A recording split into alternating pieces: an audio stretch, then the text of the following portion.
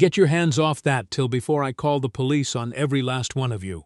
Otis Grevson shoved Henrietta Boswick's metal cash box off the counter and let it crash to the floor, coins scattering across the tile. "Yeah? With what phone, old woman? We already cut your line." Henrietta didn't move. "This store belonged to my husband." Grevson picked up a length of pipe, leaning against the cooler. Belonged, past tense. Behind him, two men were already prying the shelving off the wall while customers who ducked out the door stood frozen on the sidewalk filming with their phones. Grevson looked Henrietta up and down, 63 years old, barely 5'2", reading glasses still pushed up into her gray hair. "Look at you. 60 years old, trying to play hero over a corner store nobody even shops at anymore." Henrietta bent down and started picking up the scattered coins one by one. "Get out of my store now." Grevson laughed, loud enough for the street to hear. "You hear this? Granny's giving orders. Nobody told her the city already signed off on this." What none of them knew was that Henrietta Boswick had spent 11 years as a federal corrections officer before she ever touched a cash register. And the particular kind of calm she was showing right now was not the calm of someone who didn't understand danger. The bus from Sudbury had taken 6 hours longer than it should have because of an accident outside Barrie.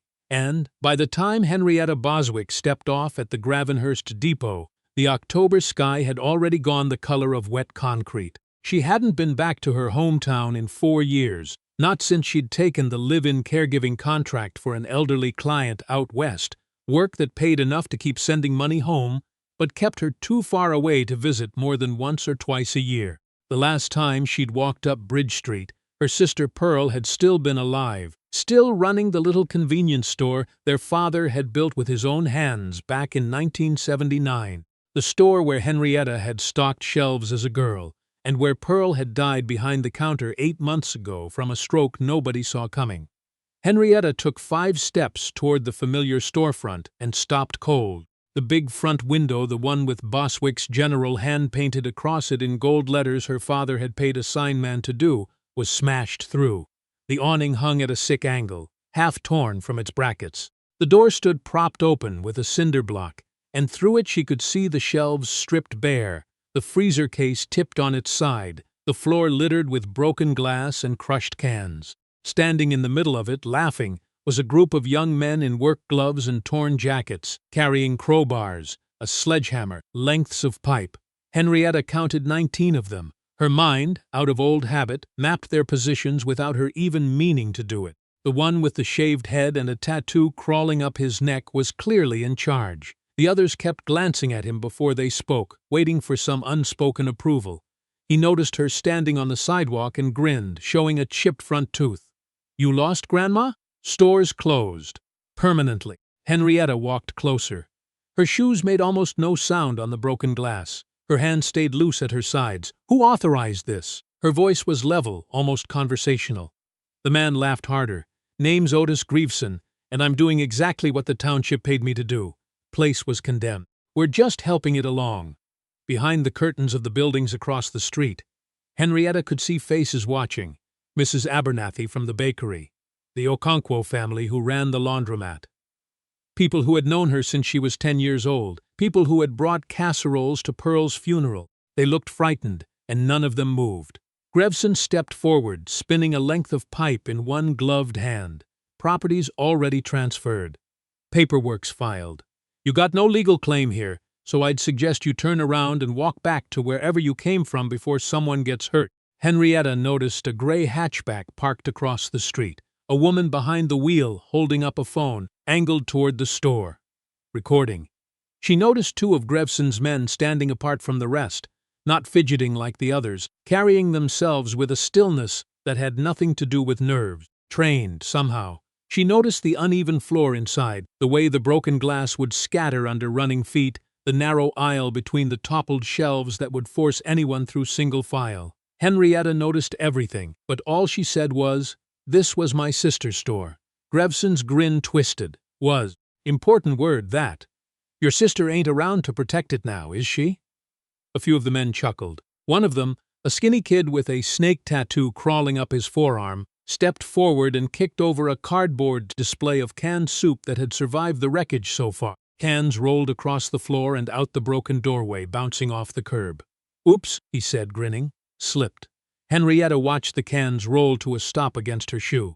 Then she looked past Grieveson at the gutted shelves her father had built with his own 2 hands, at the cash register that had rung up 3 generations of neighbors. Das wat behind the counter, where her sister had taken her last breath. Slowly, deliberately, she set down the small travel bag she'd been carrying since the bus station. The laughter died. Henrietta crouched down and picked up one of the rolling cans, setting it gently back on the curb like it mattered, like everything in this wreck still mattered. Then she straightened up and looked at Grevson directly. "You're deaf or just stupid," Grevson said, tapping the pipe against his palm. "I told you this is private property now. Trespassing applies to you, not us." "Private property," Henrietta repeated quietly.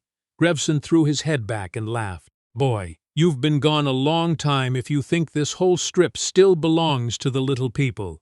Township's got bigger plans for Bridge Street.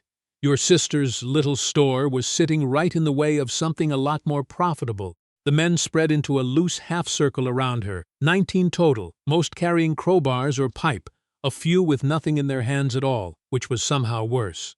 "City inspector came through months back," Grieveson went on, enjoying his audience now. "Found code violations everywhere. Wiring, structural cracks. Real hazard, you understand. So the township condemned it. All legal, all proper." Henrietta tucked her hands into her coat pockets. "Who signed the transfer?" "You did, Granny. Henrietta Boswick, right there in black and white. Signed it over to Lakeshore Renewal Group 6 weeks back." Grevson's grin stretched wider. "Funny thing about signatures. People forget what they sign sometimes, especially when they're old and tired. 6 weeks ago, Henrietta had been 3 provinces away, sitting beside her client's hospital bed in Kelowna at 2 in the morning while machines beeped around them, a fact that any nurse on that ward could confirm in under a minute. The signature was a lie. Proving it, though, would cost lawyers and time that the store evidently no longer had. Behind the curtains, more faces gathered. Mrs. Abernathy pressed her phone to the bakery window. The Okonkwo's teenage son filmed from his apartment above the laundromat. Even old Mr. Featherstone, 3 doors down, stood on his step, watching silently. Henrietta looked at all of them, people who had watched her grow up, people who had loved her sister, people too frightened to step in but brave enough to bear witness. "I'm going to ask once," she said, her voice carrying down the cracked sidewalk. "Everyone needs to leave my sister's property. Now." Grevson's laugh turned harsh. "Or what? You gonna fight all of us, Grandma? This ain't the movies. 19 beats 1 every single time, every time." Henrietta looked slowly around the half-circle, the nervous ones shifting their weight, the eager ones grinning too wide, the smart ones already inching back toward the street. "You're right," she said. "This isn't the movies." She stepped backward over the threshold, drawing them in closer behind her, into the narrow aisle between the wrecked shelving. "In the movies, I'd warn you I used to do this for a living. I'd tell you about 11 years working a maximum security range with men twice your size and half your manners. I'd give you a whole speech about what happens when you put your hands on something that belongs to a black family that built it from nothing." The skinny kid with the snake tattoo laughed and raised a length of pipe over his head. 11 years doing what? This old Henrietta moved. The kid never saw the hand that caught his wrist, never felt the precise pressure that made his fingers release the pipe, never understood how he ended up face first against the busted freezer case, with his arm pinned flat against his own back in under 2 seconds. "But this isn't the movies," Henrietta said, stepping calmly past him. "So I didn't warn you." Grevson's face went rigid. "Get her! All of you now!" They rushed in together, clumsy in the narrow aisle. Henrietta backed onto the uneven floor where broken glass crunched underfoot, using the terrain the way she'd been trained to use a cell block during a riot, forcing the crowd to bottleneck. The first man tripped on a fallen shelf bracket. Henrietta caught his crowbar mid-swing, turned it, and drove the handle into his ribs. He folded and went down. 2 more came at her together. She grabbed a length of loose shelving, swept both their legs out from under them, and they tangled into a pile of broken cans. A 4th man swung a sledgehammer at her head. She ducked beneath it, drove her shoulder into his midsection, and used his own momentum to send him crashing into the tipped freezer case. The case groaned and didn't fall, but he didn't get up either. More came, and Henrietta moved through them the way water moves through a narrow channel, each strike economical, deliberate, devastating. A palm to the throat that dropped a man without choking him, an elbow that buckled a knee, a twist that sent a body folding into the wreckage without breaking anything that couldn't heal. No killing, no permanent damage, just total, surgical, humiliating control over men who outnumbered her 19-1.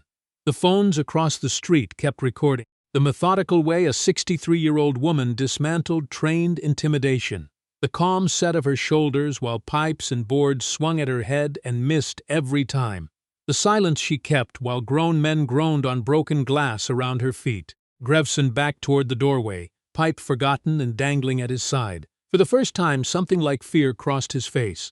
"What are you?" he whispered. Far off, sirens began to rise.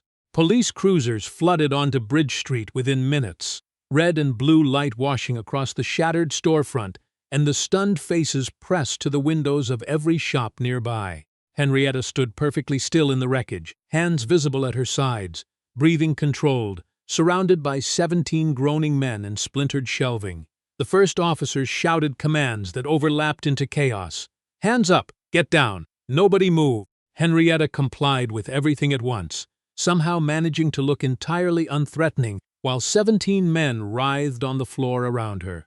Sergeant Patricia Maddox stepped out of the lead cruiser, compact and sharp-eyed, the kind of officer who had stopped believing convenient stories a long time ago. She studied the scene methodically, the scattered tools, the smashed freezer, the damage patterns on the building itself, which looked nothing like structural failure and everything like deliberate destruction.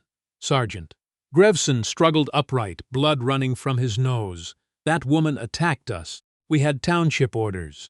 Maddox ignored him.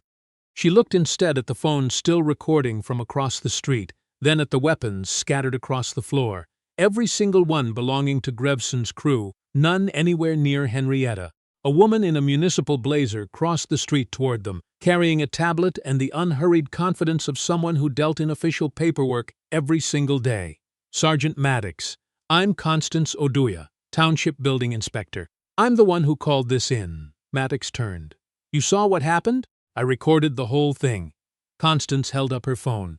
"These men were trespassing, destroying private property, threatening a homeowner. When she arrived, they attacked her with weapons." "That's a lie." Grevson spat blood onto the floor. "We had city orders to clear this condemned property." Constance's voice stayed level. "Show me the paperwork." Grevson opened his mouth, then closed it again. Maddox crouched beside the nearest groaning man. "You armed?" He nodded toward a crowbar 3 feet away. "Her?" Maddox pointed at Henrietta. "No weapons visible, Sergeant," an officer confirmed. Maddox studied Henrietta for a long moment. The stillness, the posture, the way her eyes tracked every officer's position without her head ever turning.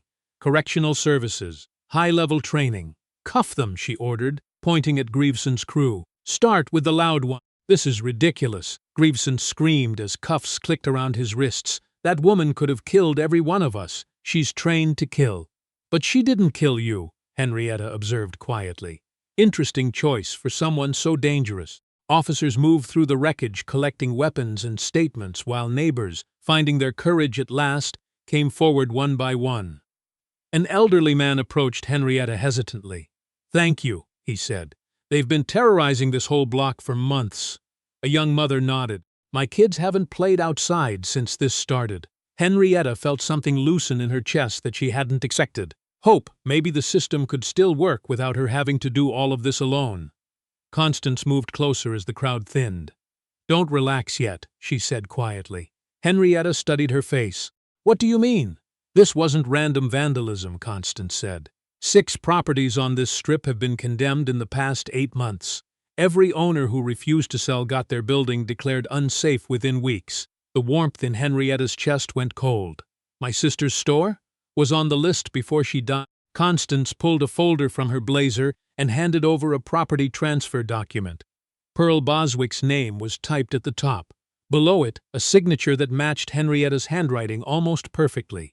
According to the paper, Henrietta had sold the store to a numbered company 6 weeks earlier, the same 6 weeks she'd spent 3 provinces away, holding a dying woman's hand through the night. Inside Constance's parked municipal car, heater running against the October cold, Henrietta studied the document on her lap while officers loaded Grevson's crew into the back of a transport van outside. "Look at the signature closely," Constance said, leaning over to point.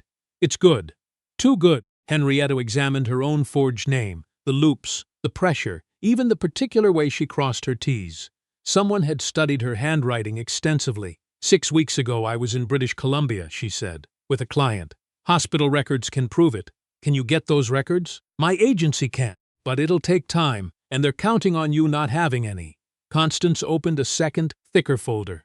Property records, inspection reports, condemnation notices spilled across the dashboard. "This is the pattern," she said. 6 properties, all the same process. First, a lowball offer to buy. When the owner refuses, an inspector finds violations that weren't there a month before. When the owner can't afford the repairs, the building gets condemned for public safety. Henrietta studied the addresses. Every single one was within 4 blocks of her sister's store. Then what? Emergency sale to a numbered company. Always the same one. Always for exactly $8,000. Constance's voice turned bitter. "They're taking buildings worth $500,000 for the price of a used car." She pulled another document. "This numbered company then sells the properties to Lakeshore Renewal Group for $1 each. And Lakeshore? Boutique condos. High-end retail. They're calling it the Bridge Street Revival." Henrietta's jaw tightened. The crew in her sister's store had been foot soldiers. Behind them stood lawyers in good suits, a township official hiding behind procedure, and developers turning grief into profit margins. "How long have you known?" 3 months. I tried to bring it to my supervisor. He told me to stop chasing conspiracy theories and focus on real violations, so you started looking on your own." "I had to. My own grandmother lived 2 streets over for 40 years. If someone tried to steal her house out from under her," Constance shook her head, "I couldn't just keep filing reports and pretending I hadn't noticed the pattern." Sergeant Maddox tapped on the window. Constance rolled it down. "Mrs. Boswick, I need you to hear something," Maddox said. "This is bigger than vandalism now. Document fraud, conspiracy, maybe provincial racketeering charges if we can connect the money. What do you need from me? Preserve every piece of evidence you have. Stay visible. Keep people around you." Maddox's expression turned serious. "And be ready for retaliation. Not just physical, legal, political. They'll come for your credibility before they let you expose theirs." A white news van turned onto Bridge Street before Henrietta could even process the warning. City 9 News painted across the side. A black sedan pulled in behind it, and Township Councillor Wendell Marsh stepped out, silver-haired, expensive coat, the practiced smile of a man who lived for cameras. "This is bad," Constance muttered. The reporter, a young woman with a microphone, positioned herself in front of the wrecked storefront. "This is Priya Anand reporting from Bridge Street, where a violent confrontation this morning has raised serious questions about public safety in this neighborhood. I'm joined now by Councillor Wendell Marsh, who has been pushing for redevelopment in this district for over a year." Marsh's voice was smooth, rehearsed, dripping with manufactured concern. "Priya, this is exactly the kind of thing we've been warning residents about. This block has become a magnet for instability, and today a woman with apparent self-defense training attacked a licensed contracting crew performing legitimate condemnation work." Henrietta felt her hands curl into fists. "Can you tell us more about her?" Henrietta Boswick is a longtime caregiver who, frankly, appears to be struggling with the stress of losing her sister recently. "We've had reports of erratic behavior, confrontations with city staff, and now this violent outburst against working men just doing their jobs. We're expediting the condemnation given the clear danger this property now represents to public safety." Henrietta watched him lie with the easy confidence of a man who had never once been challenged. When the van finally pulled away, Henrietta sat in silence in the passenger seat for a long moment. Then she spoke, quiet but hard. "Then we take all of it down with us." The store felt like a tomb in the darkness that night. Henrietta swept a flashlight across the wrecked shelving, the beam catching broken glass and shattered jars of preserves her sister had made herself. "Hydro's been cut," Constance said, her own light sweeping the walls. Emergency disconnect came through an hour after the news segment aired. Sergeant Maddox stood near the doorway, watching the street. "I've got patrol cars doing extra passes, but I can't post someone here permanently." Henrietta knelt beside an overturned shelf and found her sister's old recipe box underneath. The the cardboard crushed but the cards inside intact. She set it aside carefully and kept searching. "Tell me about Lakeshore Renewal," she said without looking up. Constance pulled a folder from her bag. They showed up about a year ago. Clean corporate branding, lots of talk about revitalizing the waterfront district and bringing jobs back. But every project they've touched ends up being condos nobody on this street could ever afford.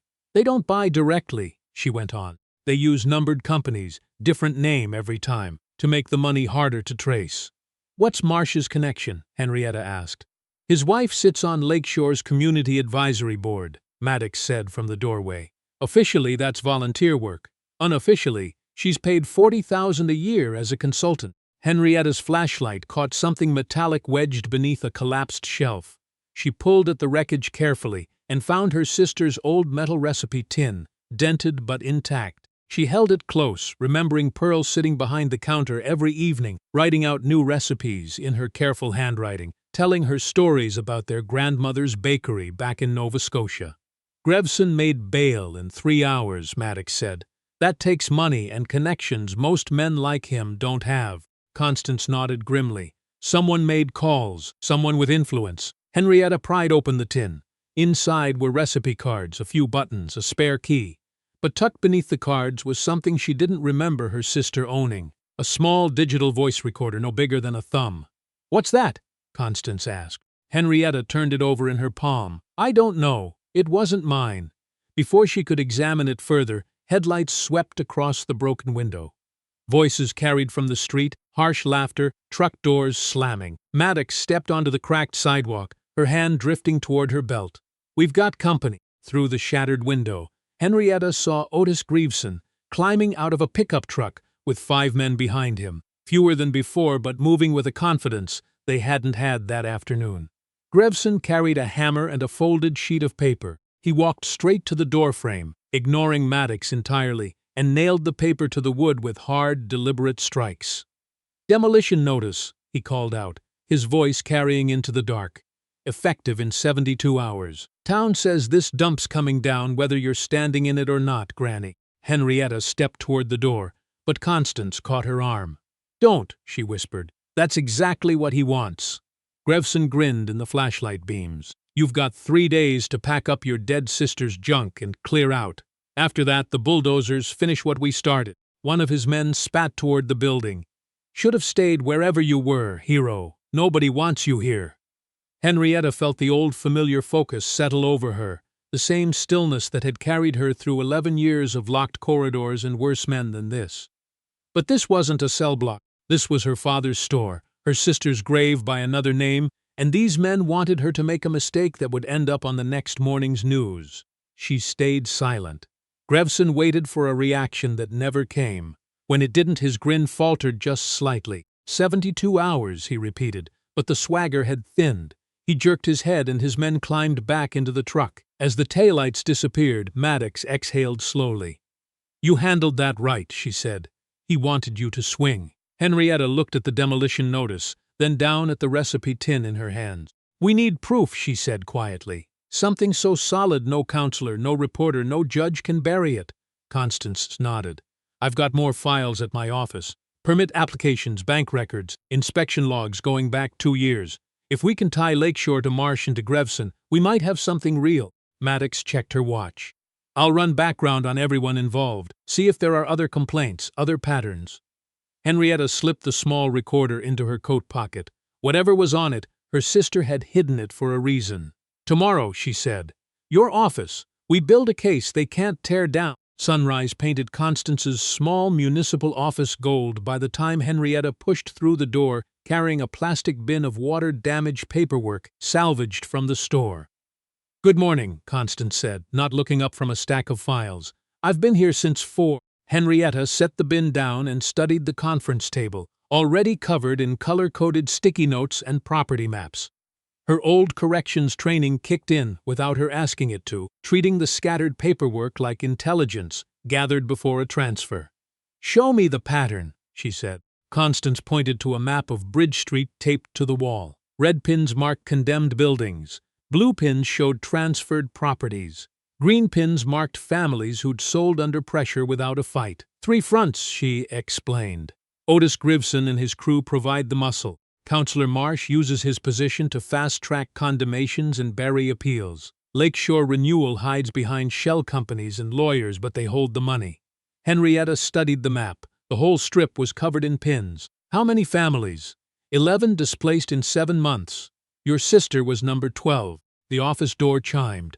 A woman in her late 30s walked in carrying a satchel and a coffee, sharp-eyed, moving with the confidence of someone used to asking uncomfortable questions. "You must be Mrs. Boswick," she said, extending a hand. "Imani Roxbury, City 9 Investigations." Henrietta didn't shake right away. "Constance says you've been tracking Lakeshore for 8 months. Across at least 9 projects province-wide," Imani said. "But they're careful. Shell companies, political donations, paperwork that looks clean on its face. I've had the financial trail for months, but I needed a credible human story to anchor it. And you think that's me? I think you're a 63-year-old woman whose sister's store was destroyed by men working for a corrupt councillor. People believe that story. What do you need?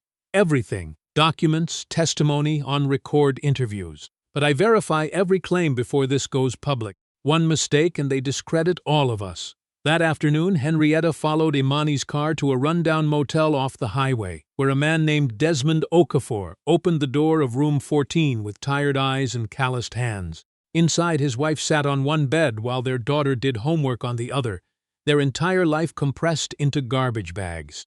"They came at night," his wife said. 3 men with bats, saying the bakery was condemned. We had 24 hours. The condemnation paper said structural damage we never had. We'd had it inspected 6 months earlier. "The worst part," she added, voice tightening, "was what they said about our daughter. One of them looked right at her and said accidents happen to families that make trouble." Henrietta felt the old cold settle into her chest. "Can you identify the men?" "The leader had a snake tattoo on his arm," the wife said, "called himself Grieveson. In the parking lot afterward, Imani caught up to her. Same companies, same threats, same pattern as your sister's." Henrietta thought about Pearl facing these same men alone, never calling for help because she thought she could handle it herself. She'd been wrong. But she hadn't been the first target, and she wasn't going to be the last. That night, a fresh demolition notice appeared on the store's doorframe, nailed there sometime after dark. Constance tore it down and scanned it by flashlight. "This is garbage," she said. "Deputy Inspector Halloran supposedly signed this at 3 this afternoon, but Halloran's been on medical leave for 2 months. Henrietta's phone buzzed with a news alert, Councillor Marsh's face filling the screen outside City Hall. "We have confirmed reports of escalating violence on Bridge Street," he said smoothly. "A woman with documented anger issues attacked licensed workers. For public safety, we're expediting removal of the structure." Imani cursed under her breath. "He's spinning this fast, making you the threat instead of the victim." Henrietta filmed the new notice, the broken door, every angle of the wreckage. The low growl of a diesel engine made them all turn. Grevson's truck rolled slowly down the street, 2 more trucks behind it. "Tick, tick, tick," he called out, tapping his wrist. "Hope you find somewhere else to sleep, Grandma." Henrietta said nothing. She watched until the convoy disappeared around the corner, then turned toward the hardware store 3 blocks away for tarps and lumber. Her card was declined twice. Her banking app showed a balance of $19, a legal hold notice citing pending litigation over the property. "They're choking you out," Constance said when she heard. "No money, no utilities, no legal standing. They want you desperate when the bulldozers show up." Henrietta walked back through the broken doorway that night, using her phone's flashlight, the floor creaking beneath her but holding. In what had been Pearl's small office in the back, she found the recipe tin again half buried under drywall. Inside, beneath the cards, was a folded piece of paper in her sister's careful handwriting she hadn't noticed before. "Henrietta, if you're reading this, something happened to me, and you came home to find trouble. I knew this day might come. There are men out there who think working people don't deserve to keep what they've built. They think fear is stronger than family. Don't let this make you hard in the wrong places. Be strong where it counts. You were always the fighter between us, but more than that, you're a protector. This store is just brick and wood, sweetheart. What matters is making sure no other family on this street goes through what we did. Make them answer for it. I love you always. Pearl."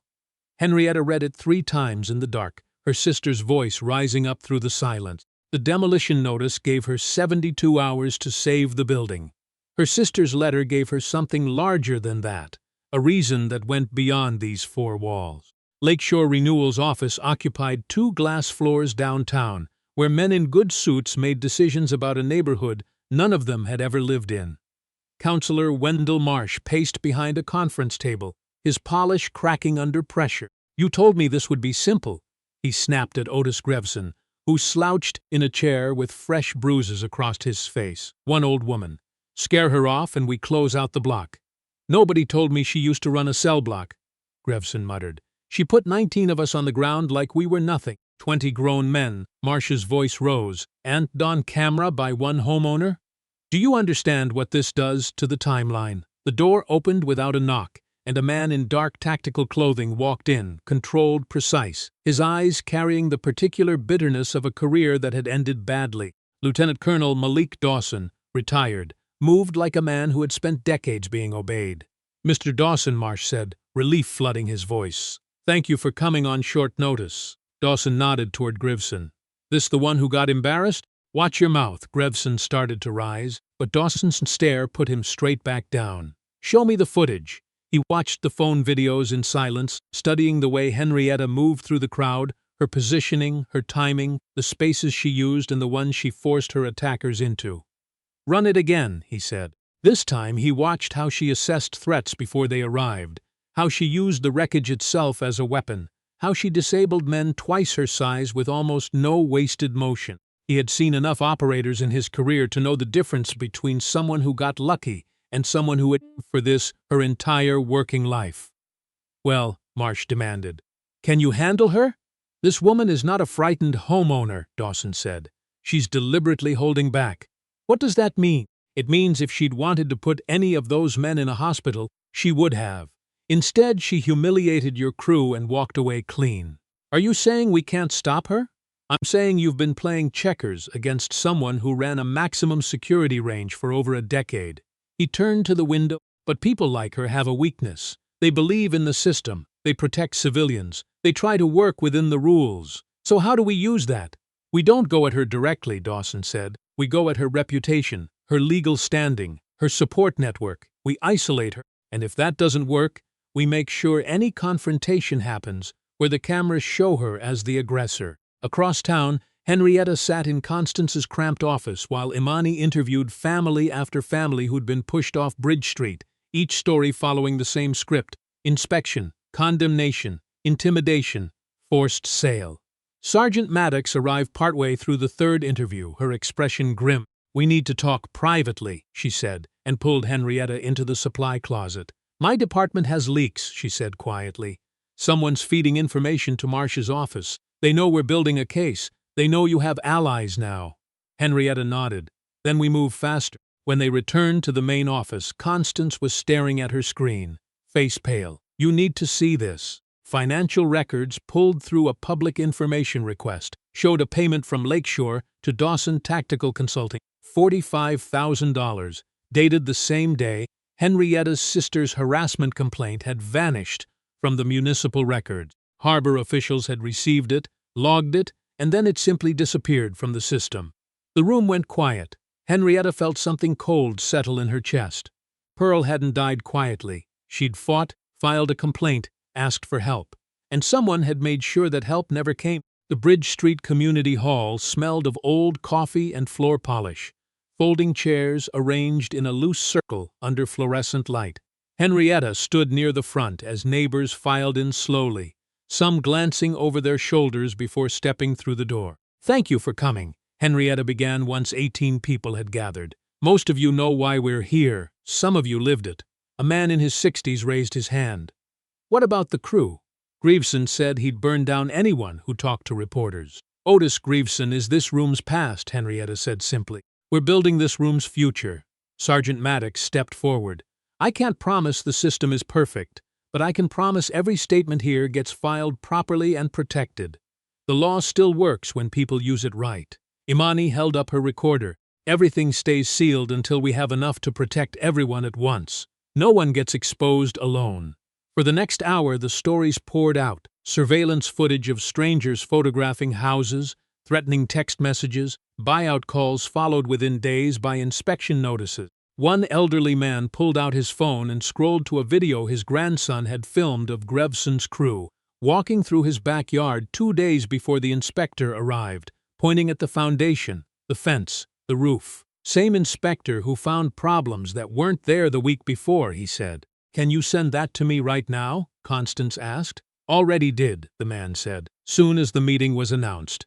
As the meeting ended, Henrietta walked each family to their car, checking corners out of habit. Across the street, in a parked sedan, Malik Dawson lowered a camera and scrolled through the photos on his phone, clear shots of every face that had entered the hall, time-stamped, plates recorded.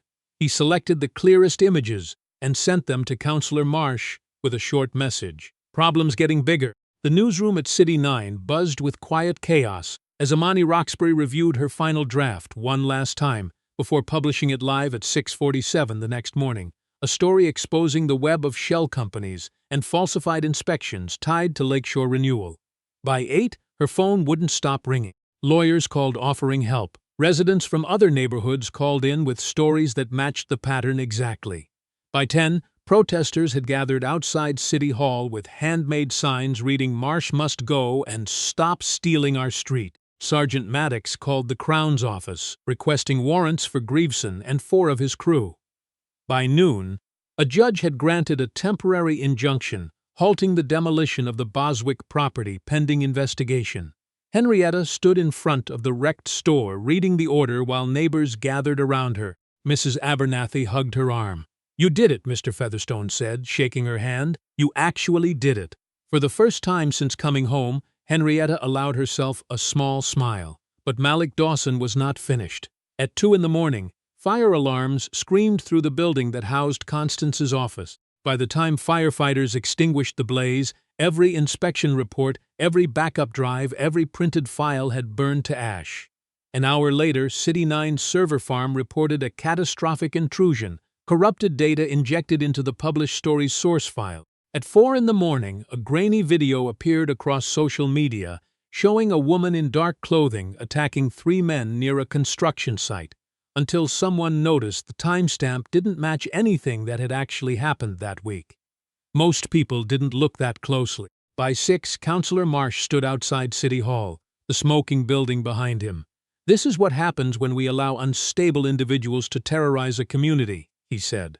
"The evidence against Mrs. Boswick is overwhelming." Sergeant Maddox's phone rang at 6:15, the mayor's office, the Crown, the police chief, all saying the same thing: "Bring her in before this gets worse." At 7, Maddox knocked on the door of the motel where Henrietta had spent the night after her hydro was cut. "I'm sorry," she said. "You know this is garbage, but if I don't take you in, they'll send someone who won't be careful with the process." Henrietta nodded and held out her wrists. As the transport rolled down Bridge Street, Henrietta looked through the reinforced window and saw an excavator approaching the storefront despite the injunction, Dawson standing beside it, speaking into a radio. The transport lurched to a stop as chaos broke out on the street. Constance sprinted across the road, waving a folder over her head like a flag. "Stop! There's a court order!" The excavator operator looked down from the cab. Dawson stepped between Constance and the machine, flanked by 2 men in tactical gear. "Emergency override filed this morning, ma'am. Judge's order's been superseded."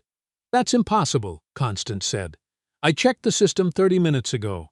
Dawson smiled without warmth. Amazing how fast paperwork moves when public safety's at stake. Neighbors poured out of their homes. The bucket of the excavator bit into the storefront with a sound like bone breaking, the awning collapsing, the front wall buckling inward in a cloud of dust and old brick. Henrietta closed her eyes inside the transport van and heard her sister's voice from the letter. "Don't let this make you hard in the wrong places. Be strong where it counts." When she opened them, the front of the store was gone.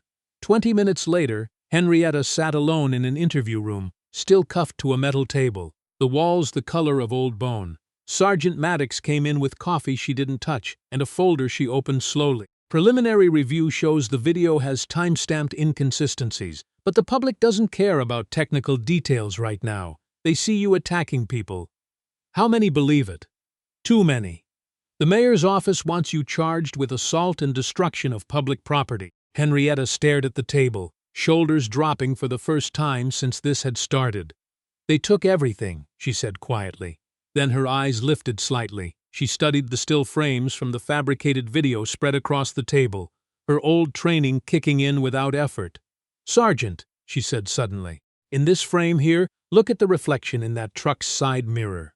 Maddox leaned closer, squinting. A small figure was visible in the curved glass, holding what looked like a camera. "That's Dawson," Henrietta said. "He's the one who filmed it." "I need you to retrieve something from evidence," Henrietta said. "My sister's recipe tin. The lid's been pried, but there's a false bottom they don't know about." Maddox returned with an evidence bag and set the small dented tin on the table. She pried at the bottom panel carefully with a pen, and a second small digital recorder, identical to the first, dropped out onto the metal surface with a quiet click. Henrietta stared at it. "My sister used these for grocery lists. I bought her a pack 2 years ago." Maddox pressed the power button. A faint red light blinked. "Still has battery." She connected it to a laptop and opened the audio files. 3 recordings appeared, each dated months earlier. The first crackled to life with Pearl Boswick's voice, warm but tired. March 20th, that councillor came by again, Wendell Marsh, polite at first, talking about neighborhood improvement, property values. Then he got pushy. Said families who don't embrace progress get left behind. I told him the store wasn't for sale. That's when his voice changed. A pause, then Pearl again, more careful. He said people who fight city planning sometimes lose more than their property. He said accidents happen to stubborn people. Maddox stopped the playback. "That's a threat on its own." "Play the next one," Henrietta said. The second file caught 2 men talking near the storefront in the background while Pearl moved around inside. The first voice was Marsh, more open than before. "The Boswick woman's the last holdout on this block. Once that store transfers, Lakeshore can finalize the whole strip." A rougher voice answered, "My crew can handle the pressure. Grevson knows how to make people uncomfortable without leaving marks." Henrietta recognized the third voice immediately when it spoke. "Payment needs to be cash, like always. 45 to me for coordination, the rest split with the crew. Once the old woman signs or stops being a problem, it goes away." Marsh's reply was ice. "Just make it look natural. We can't have martyrs." The third file caught Pearl's voice shaking slightly. April 4th. "Men walked through the back lot today. Didn't say anything, just looked at the windows. The lock. One of them knocked over my flower pots on purpose. I called the police, but they said there wasn't enough to charge." Her voice steadied. "Henrietta, if something happens to me, if I'm not here when you finally come home, this recorder will tell you the truth. Don't let them take what we built. Don't let them win." The recording ended. Henrietta closed her eyes, her sister's final words landing harder than anything Dawson's men had thrown at her. When she opened them again, the grief was still there, but it had armor around it now. Someone knocked on the interview room door. Constance stood in the hallway, her clothes streaked with soot but very much alive. "I need to talk to both of you," she said. "I have something they don't know about. Pike's people, Dawson's people, burned my office, but they made one mistake." She pulled a flash drive from her jacket. "They assumed I kept all my evidence in obvious places. I built a duplicate archive months ago. I buried it inside the municipality's own permit database, mislabeled as an environmental file. They stole the decoy from my desk. The real evidence is still sitting on the city's own server." Maddox was already reaching for her phone. "What kind of evidence?" "Bank transfers between Lakeshore's shell companies and Dawson's consulting firm. Email chains between Marsh and Lakeshore executives planning the seizures block by block. The original clean inspection reports proving every one of those buildings was structurally sound, and the digital trail showing every forged signature was generated on a township office computer." Maddox stood and unlocked Henrietta's cuffs. "Forensics just confirmed the attack video was fabricated, assembled from multiple sources and edited yesterday. You're being released immediately." As the cuffs fell away, Henrietta rubbed her wrists and looked at both women. "They tore down my sister's store. They think they've won." Constance nodded grimly. "Marsh is holding a press conference in 2 hours announcing the official launch of the Bridge Street Revival Project." Henrietta stood slowly. "Then we give them something worth filming." City Hall buzzed that afternoon with the energy of what Councillor Wendell Marsh believed would be his finest hour. Television crews crowded the main chamber, photographers angling for the perfect shot beside architectural renderings of glass condominiums that bore no resemblance to the working-class strip they were replacing. Near the side exit, Otis Grieveson stood with two of his crew, listed officially as private security for the event. Malik Dawson took up a position along the back wall, eyes sweeping every entrance and exit, his professional pride restored. Henrietta Boswick was discredited, the evidence destroyed, the neighborhood resistance scattered. Ladies and gentlemen, Marsh began as the cameras rolled live. Today marks a transformative moment for our community. The Bridge Street Revival represents everything this city stands for: safety, progress, responsible renewal. He gestured at a rendering of gleaming towers. Sometimes progress requires difficult decisions, but the safety of our residents has to come first. The main doors at the back of the chamber opened with a click that somehow carried through the entire room. Every camera turned. Henrietta Boswick walked in wearing a simple navy blazer, her chin level, her stride unhurried. Behind her came Constance Oduya with a briefcase, Imani Roxbury with her recording gear already live, Sergeant Maddox in full uniform, and 7 residents from Bridge Street, including the elderly man whose grandson's footage had captured everything from the start. The chamber went completely silent. Marsh's prepared remarks died somewhere in his throat. Dawson straightened along the back wall. Grieveson edged toward the side exit and stopped when he noticed 2 uniformed officers had quietly taken up position there. Henrietta walked down the center aisle without hurrying, without raising her voice, her presence commanding the room without needing to. "Mrs. Boswick," Marsh said, recovering some composure, "this is a private municipal function. I'll have to ask you to leave." Henrietta stopped in front of the podium and met his eyes directly. "You wanted cameras, Councillor," she said quietly, "so let's give them something worth recording." Imani stepped forward, her feed already streaming to thousands. "This is Imani Roxbury, live from City Hall, where we're about to present evidence of systemic fraud in the Bridge Street Revival project." Constance opened her briefcase and connected a tablet to the chamber's projector. "What you're about to see comes directly from the city's own database." The screens flickered and displayed a bank transfer authorization, $45,000 from Lakeshore Renewal to Dawson Tactical Consulting, dated the exact day Pearl Boswick's harassment complaint disappeared from municipal records. Marsh's smile cracked at the edges as more documents filled the screen. Dawson moved along the back wall toward the exit, but Maddox stepped into his path with 2 additional officers. "These documents are fabricated," Marsh said, grabbing the microphone, his composure slipping. "This is a desperate attempt by the recordings have been verified by provincial forensic analysis," Maddox announced, stepping forward with a folder of warrants. "Voice analysis confirms authenticity. The financial records came from subpoenas issued this morning." The chamber erupted. Reporters shouted over each other. On the screens, Pearl Boswick's voice played through the room's sound system, clear and unmistakable. "Mr. Marsh, you can't just take people's livelihoods because you want the land." Then Marsh's own recorded voice answered, cold and threatening. "Mrs. Boswick, people who stand in the way of progress tend to lose more than property. I'd hate for something unfortunate to happen to you, or to your sister, when she finally comes home." That was when Grieveson made his move, shoving a reporter aside and bolting for the rear corridor, boots pounding against marble. 2 officers stepped into his path. He went face down on the floor in seconds, hands cuffed behind his back. Dawson was already moving, edging toward Henrietta instead of the exit, calculating that chaos was his only remaining option. He launched a sharp elbow toward her ribs and grabbed for her collar. Henrietta read the strike like a page from a manual she'd memorized decades ago, sidestepped, caught his wrist, twisted his own momentum against him. He swung wide and she ducked under it, stepped inside his guard, and delivered a controlled strike to his solar plexus that dropped him to his knees, gasping, in front of every camera in the room.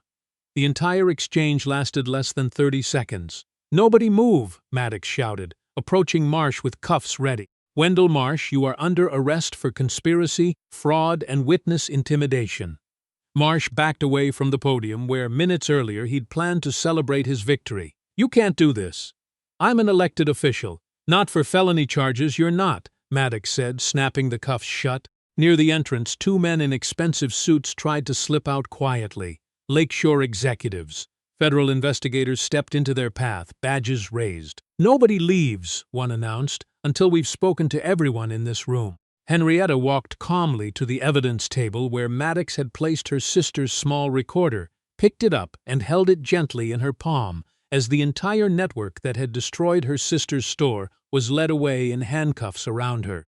Months later, Henrietta stood on Bridge Street as the late afternoon sun turned the sky orange over the lake, watching a court-supervised crew load the last of the debris from where the store had once stood. The consequences had been swift. Wendell Marsh was removed from council within a week, indicted on conspiracy and fraud charges, his bail set so high that even his connections couldn't touch it. Otis Grieveson and his crew faced organized crime charges. Investigators found their intimidation campaign had touched more than 20 families across 3 neighborhoods. Malik Dawson lost his security license and was charged with conspiracy and evidence tampering after the fabricated video was traced back to his own equipment. Lakeshore Renewal's assets were frozen pending a provincial investigation that uncovered shell companies and bribery payments stretching back years. A judge voided every forged property transfer on Bridge Street and ordered the seized funds used to rebuild what had been destroyed and compensate the families who'd lost their homes and livelihoods. Henrietta couldn't get the original store back. Too much of it was gone, too many memories scattered with the brick. But she'd won something larger, her sister's name, her sister's honor, and a measure of justice for every family on that street who'd been too afraid to speak first. Months after that, the first rebuilt building opened its doors where the old store had stood, larger now, sturdier, named simply the Pearl Boswick Center. It offered free legal aid to families facing wrongful eviction and a small office for newcomers navigating the housing system. Constance Oduya was promoted within the township after her role in exposing the fraud, but she chose to work part-time out of the new center anyway, because she believed that work mattered more than her title. Imani Roxbury's reporting won a National Journalism Award, and her follow-up coverage prompted housing fraud investigations in 2 other provinces. Sergeant Maddox used the case to launch a department-wide review of corruption complaints and was promoted to deputy chief, tasked with rebuilding trust between the police and the neighborhoods they served. One morning, a young man on his way to work at the garage down the street stopped when he saw Henrietta standing on the empty, freshly graded lot where the new building's second wing would soon rise. "Mrs. Boswick," he said respectfully, "can I ask you something?" Henrietta nodded. "Were you really as dangerous as everybody says? Were you really the most dangerous person they ever crossed?" Henrietta looked at the empty lot, then at the rebuilt storefronts along the street, then at the young man's open face. Children rode bikes past without anyone watching from behind a curtain. "No," she said at last. "They were just used to people being too afraid to stand still."